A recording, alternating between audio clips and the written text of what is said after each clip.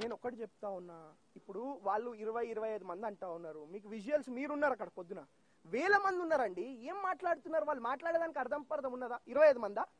25 మందా? వేల మంది కొట్లాడుతూ ఉన్నారండి, ఇవాళ వేల మంది పోరాడుతూ ఉన్నారండి. పేరెంట్స్ ఫోన్ చేస్తే కనీసం ఫోన్ ఎత్తారంట, బౌన్సర్లను పెట్టి నూకుపిస్తా ఉన్నారంట. ఇవాళ ఒకటే అడుగుతా ఉన్నా, కాలేజ్లలో బౌన్సర్లు ఏమవసరం అండి? బౌన్సర్లు ఏమవసరం అండి కాలేజ్లో?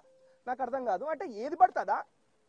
మీ దగ్గర పైసలు ఉంటే ఏది పడుతుంది. మీరు పైసలు ఉంటే వేరే వాళ్ళని మేనేజ్ చేస్తారేమో, మమ్మల్ని మేనేజ్ చేయలేరు. మళ్ళా చెప్తా ఉన్నా, మీ అయ్యలు తాతలు ముత్తాతలు దిగొచ్చినా మమ్మల్ని మేనేజ్ చేయలేరు అని చెప్పి తెలియజేసుకుంటా ఉన్నా. గట్టిగా కొట్లాడతాం, ప్రజల కోసం కొట్లాడతాం, విద్యార్థుల కోసం కొట్లాడతాం, స్టూడెంట్స్ కోసం కొట్లాడతాం, అన్యాయంని బయటికి తెచ్చే విధంగా, వాళ్ళకి న్యాయం జరిగే విధంగా పోరాడతాం అని చెప్పి మీ అందరూ కూడా తెలియజేసుకుంటాం. ఇంకేమైనా ఉంటాడు? ఎవరన్నారు ధ్వంసం చేస్తారని?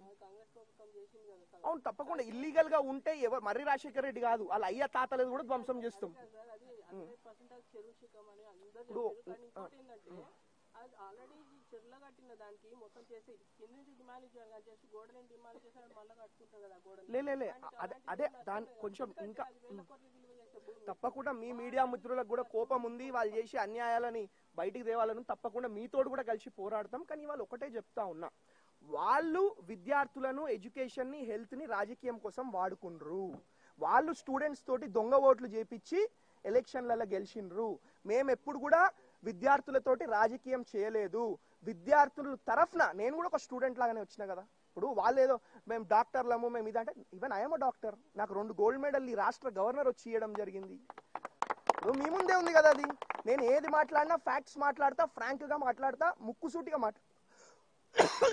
ఎవరికి కూడా భయపడా, ఎక్కడ కూడా వెనకకు పోం. ఏదున్నా, ఎందుకంటే మేము ప్రజల తరఫున ఉన్నోళ్ళమండి. మీరు చూసిర్రు, ఒక ప్రభుత్వానికి, ఒక వ్యవస్థకి ఎన్నో 100 కోట్లు ఖర్చు పెట్టిరు మమ్మల్ని ఓడగొట్టడానికి. గెలిచి వచ్చినాం కదా. ప్రజల బలం లేనిది అట్లా వస్తుందా? కాబట్టి వాళ్ళు ఒకటే చెప్తా ఉన్నా, ఈ పనికిరానోళ్ళు పనికిరాని మాట్లాడితే మేము సహించేది లేదు. మా ప్రజలు సహించరు, మా విద్యార్థులు సహించరు. మీరు ఏదైతే 70,000 మంది అంటారో నేను వస్తా. ఆ 70,000 మంది విద్యార్థులు మా వైపు ఉన్నారా, మీ వైపు ఉన్నారా తెలుసుకుందాం. దానికి కూడా రెడీ కదా. ఇప్పుడు విద్యార్థులు అని చెప్పి విద్యార్థుల పేరుతోటి వీళ్ళు రాజకీయాలు చేస్తా ఉన్నారు. విద్యార్థుల పేరుతోటి వీళ్ళు పైసలు సంపాదిస్తా ఉన్నారు. విద్యార్థులతోటి దొంగ ఓట్లు చేపించి ఇవాళ ఎలక్షన్ల కోసం వాడుతా ఉన్నారు. ఇవి నిజాలు కాదా? మీ అందరు మీడియా మిత్రులకు కూడా తెలుసు ఇవి నిజాలో కాదు. కాబట్టి ఇంకా ఎక్కువ వీళ్ళ గురించి మాట్లాడిన సమయం వృధా చేసుకోదలుచుకోవట్లేదు. మాకు చాలా పనులు ఉన్నాయి.